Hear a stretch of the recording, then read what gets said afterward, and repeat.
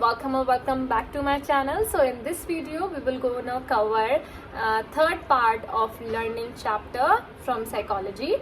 So this will be the last part of this learning chapter. So without any further delay, let's get into the video. So yes, next हमारी theory जो आती है वो आती है operand learning, और या फिर इसको हम ऑपरेंट कंडीशनिंग भी बोल सकते हैं. अब ये एक इसको हम एक और बोलते हैं, that is instrumental conditioning.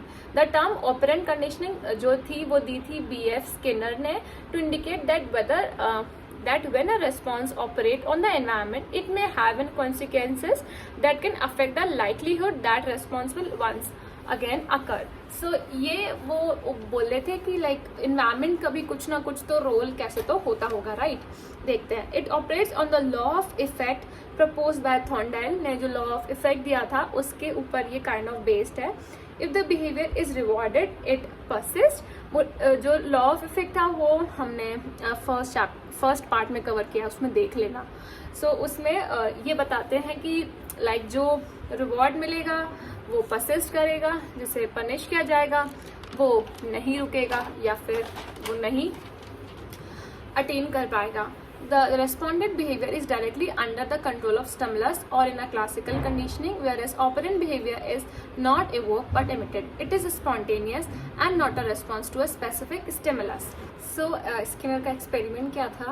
To demonstrate the operant conditioning in a laboratory, Skinner ने एक develop किया Skinner box. ठीक है, Skinner box में एक chamber था with a highly controlled environment. उसमें मतलब एक controlled environment था जिसमें जो कि यूज़ किया गया था operant conditioning के लिए with a laboratory animals के साथ. The inside of the Skinner box has a lever. उसमें एक lever था and एक food dispenser था, food dispenser tray थी, which also have a small signal. Light का एक सिग्नल था which जो कि लाइट मतलब जिसमें लाइट जलती थी. Skinner conducted the experiment. उसने एक्सपेरिमेंट कंडक्ट किया by using hungry rat. Left alone in the box में छोड़ दिया. The rat moves about restlessly and by chance presses the lever. वो उसमें बॉक्स में घूमता रहा एंड बाय चांस उसने लिवर को प्रेस कर दिया. A small pellet of food falls into the food dispenser and एक क्या हुआ, एक छोटा सा फूड जो है वो फूड डिस्पेंसर ट्रे में आ गया. द रैट ईट, उसने उसको खा लिया and soon presses the lever again, और फिर से उसको प्रेस किया लिवर को. The food reinforces lever pressing, a rate of pressing increases.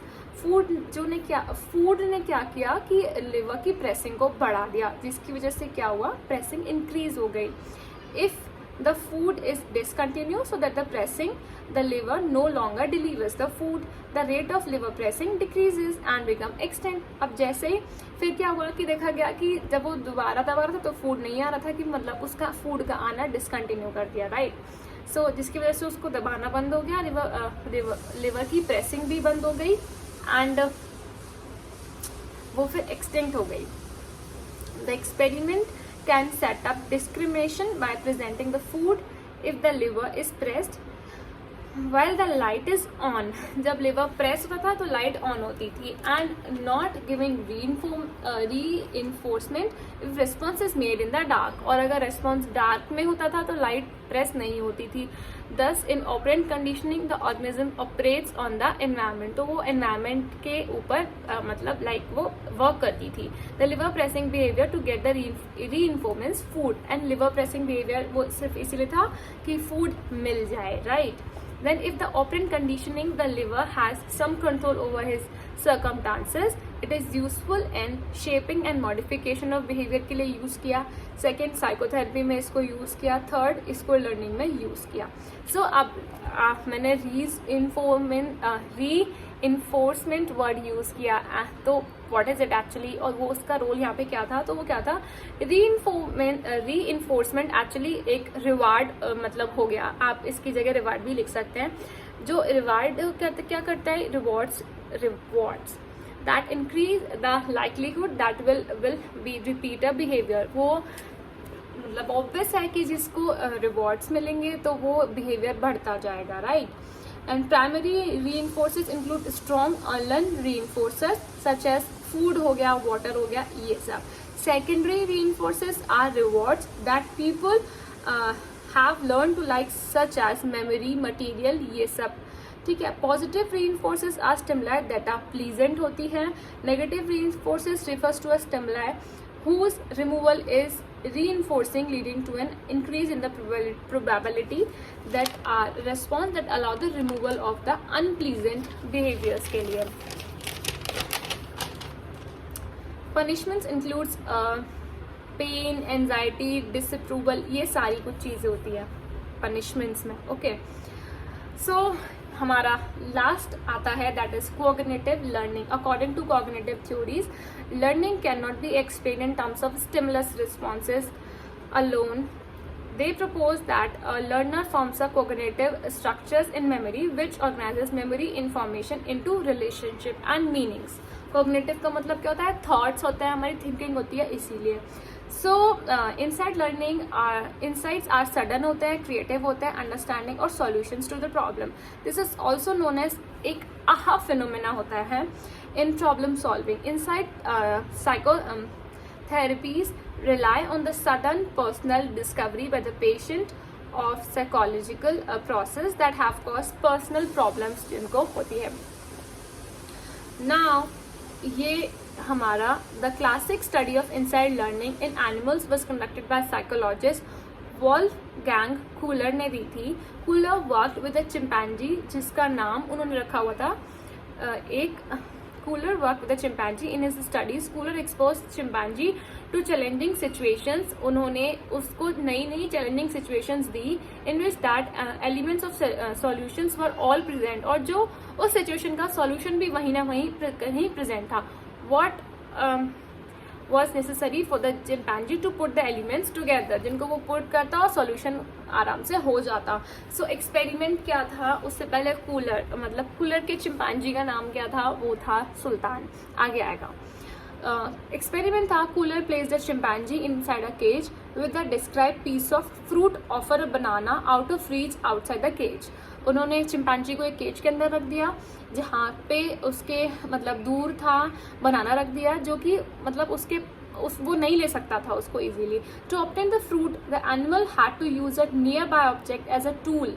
उसको अपने नियर बाय ऑब्जेक्ट्स यूज करने थे ताकि वो उस फ्रूट को यानी कि बनाना को खींच सके अपने पास। Usually the chimpanzee solve the problem and did it in a way that suggested it had some insight. तो यूजुअली तो चिंपांजी उसको सॉल्व कर लेता था। The following description is typical Sultan. Kohler का मोस्ट इंटेलिजेंट चिंपांजी था ये सुल्तान, मैंने बोला ना।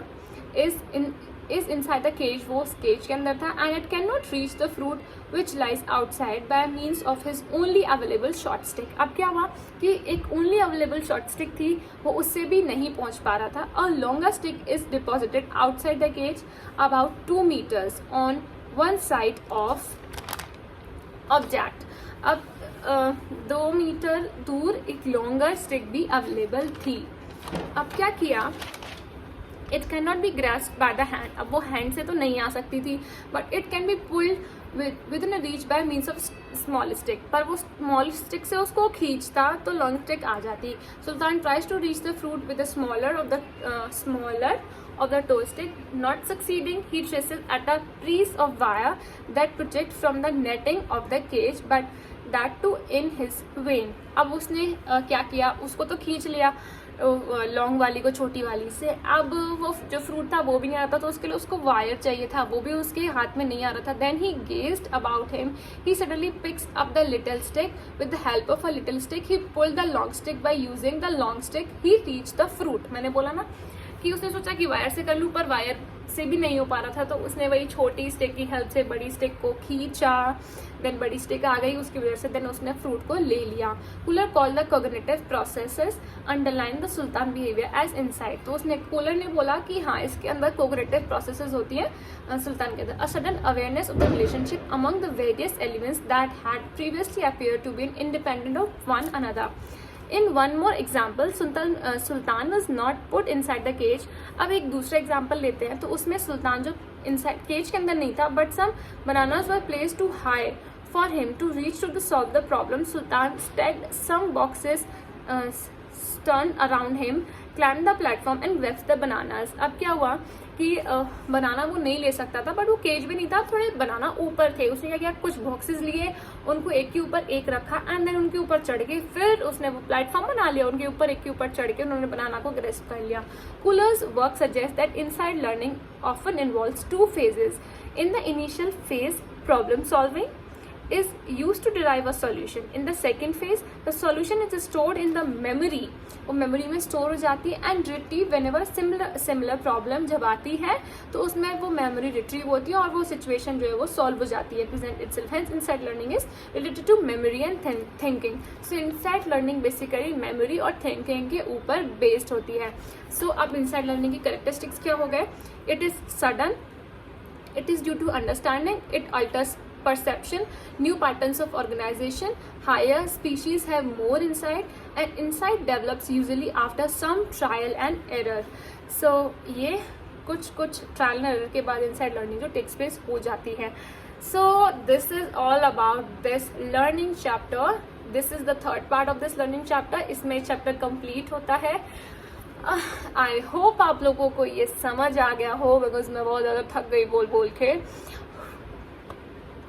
And don't forget to like, share, comment and subscribe to my channel. Also याद रखो कि अगर आपको कोई भी क्वेरी है, कोई भी डाउट है, आप लोग कमेंट कर सकते हो एंड ऑल्सो मेरे इंस्टाग्राम चैनल पे भी मुझे DM कर सकते हो।